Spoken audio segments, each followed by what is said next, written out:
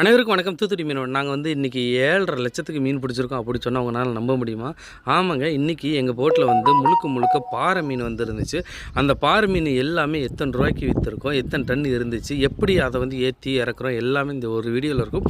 இந்த வீடியோவை பாருங்கள். இந்த பாறை வந்து நாங்கள் வந்து கள்ளப்பாறை அப்படின்னு நாங்கள் சொல்லுவோங்க. இந்த கள்ளப்பாறையை பொறுத்தவரை பார்த்திங்கன்னா எங்களுக்கு வந்து இன்றைக்கி வந்து ஒரு 3 டன்னு போல் பிடிச்சிருந்தோம்.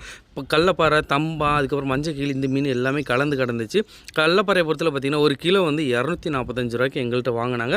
ஒரு கிலோக்கு வந்து 3 இல்லை 2 இல்லைன்னா அதிகபட்சம் 4 இப்படி மட்டும்தாங்க இந்த மீன் வந்து நிற்கும் எடைக்கு. மற்றபடி இதை விட கொஞ்சம் பெருசாக இருந்தாலும் விலை இதை விட கொஞ்சம் கூட போகலாம். இது எல்லாத்தையும் எங்கள்கிட்ட வாங்கி ஐஸ் அடித்து எந்தெந்த ஊருக்கு தேவையோ அந்தந்த ஊருக்கு அவங்க வந்து கொண்டு போயிடுவாங்க.